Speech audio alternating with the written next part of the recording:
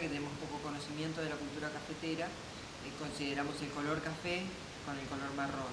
Y en realidad el color café puede ser verde o puede ser rojo. El cafeto es un fruto, que es una cereza de color roja o amarilla, que cuando madura se cosecha. Dentro hay 2 semillas. Esas 2 semillas son los granos de café. Para poder consumirlo como bebida hay que tostarlo. Aquí hay cursos de catación, es decir, cursos en los que se aprende a determinar cuáles son las características organolépticas de los cafés de diferentes orígenes. Paralelamente a eso se estudia todo lo que es botánica, el cultivo, los procesos a los que se lo somete, la forma de tostación, la forma de realizar los blends, es decir, cuando se mezclan cafés de diferentes orígenes o de diferentes tuestes para lograr una bebida determinada, que después cuando uno lo prepara en café expreso o en la casa en la French Press o en cualquiera de los otros sistemas de filtro común, uno va a lograr un sabor específico de acuerdo a esa mezcla que se hizo. Eso se enseña aquí en el centro de estudios y por otro lado se enseña todo lo que es la correcta preparación de los cafés, que es tan difícil de lograr en los bares, en las cafeterías, en los restaurantes, que un expreso esté correctamente preparado o que un café filtrado esté correctamente preparado. Esto quiere decir que el agua sea el agua que corresponde a la temperatura que corresponde, el molido del café sea el que tiene que ser de acuerdo al método que se utiliza y una cantidad de detalles más que hacen a esa correcta preparación para que la bebida sea óptima. El argentino es cafetero, pero el argentino tiene más la costumbre del café que la cultura del café. Tiene la costumbre de juntarse, de reunirse en la cafetería para tomar una bebida que se llama café. Pero el argentino conoce bastante poco en realidad de esa bebida, las características de ese grano y de eso que está en ese pocillo, que es un mundo adentro de un pocillo. Conoce muy poco de eso. Entonces, un poco a lo que tiende el Centro de Estudios del Café es a enseñarle a los argentinos y a muchos extranjeros, porque la verdad es que hay mucha demanda y preguntas y presencia de algunos extranjeros, a enseñar este proceso, todo el proceso del café. ¿Qué es el café? No solo la cafetería, sino el café. Y por otro lado, también para aquellos que intentan montar una cafetería, poder guiarlos, acompañarlos y instruirlos en lo que es todo ese montaje de cafetería, ese mundo gastronómico, ese nicho del mundo gastronómico que es el montaje de un café. Los precios varían de acuerdo precisamente a las duraciones, que también varían. Hay cursos que duran un mes, que son de niveles más elementales y no tiene que ver con las catas. Hay cursos que duran 3 meses. En lo que son los barismos, en el latte art, por ejemplo, son jornadas completas. Algunos son jornadas de 11 horas, 2 o 3 días seguidos.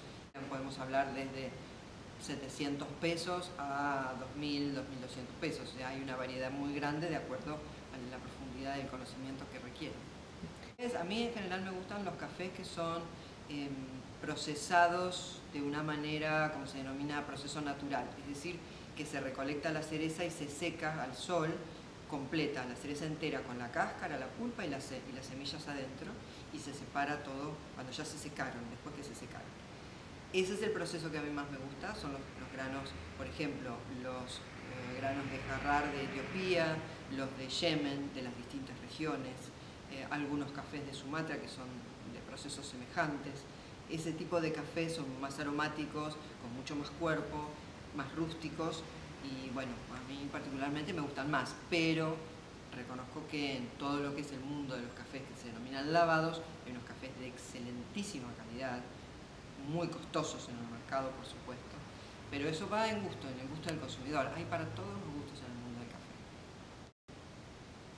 En Sudamérica hoy hay cafés de excelente calidad. Sudamérica está produciendo cafés de muy alta calidad. Colombia es el país más emblemático tal vez en este sentido en Sudamérica. Pero Brasil también, a pesar de que es un país gran productor, ahora está en un segundo lugar después de Vietnam, pero hasta este año, hasta esta cosecha, era el primer productor mundial. Tiene también Brasil pequeñas fincas que está trabajando con cafés de especialidad y premium y super premium de realmente muy buena taza. Pero bueno, entre Colombia y Brasil en Sudamérica son los más legendarios. Bolivia tiene en la región en las Yungas, en el norte, a unos 150 kilómetros de La Paz, más o menos, a unos 1900 metros de altura, tiene unos cafés espectaculares, por ejemplo. Son cafés que están irrumpiendo en el mercado y que realmente con muy buen futuro, porque tienen una muy buena tasa también. Hay más productores de café en Sudamérica, produce café Venezuela, produce café Ecuador, por ejemplo. Venezuela tiene una región como el Táchira, que tiene unos cafés espectaculares también, pero no exporta esos cafés. Venezuela produce lo que consume, pero no está exportando café.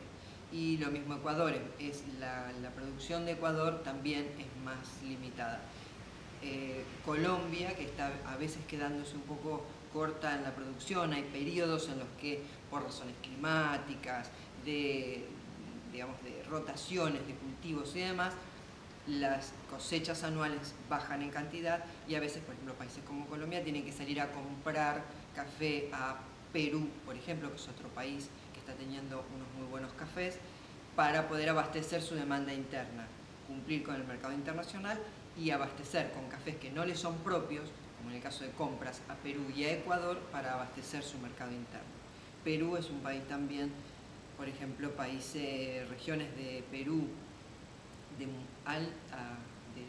alta calidad y muy altos, porque estamos hablando de más de 2200 metros de altura en el sur de Perú. También hay unos cafés que han estado en lo que se llama la Copa de Excelencia Internacional y han estado presentes también. Perú es un país que también está creciendo mucho. El café verde, que hablábamos de café sin tostar, es el café que hay que someterse al proceso de tostación para poder consumirse. Este café se va a colocar en la tostadora para hacer lo que se denomina perfiles de tueste. Es decir, determinar qué tipo de temperatura hay que darle, qué grados, cuántos grados y por cuánto tiempo hay que darle al café para que obtenga en boca después lo que nosotros queremos lograr de ese café.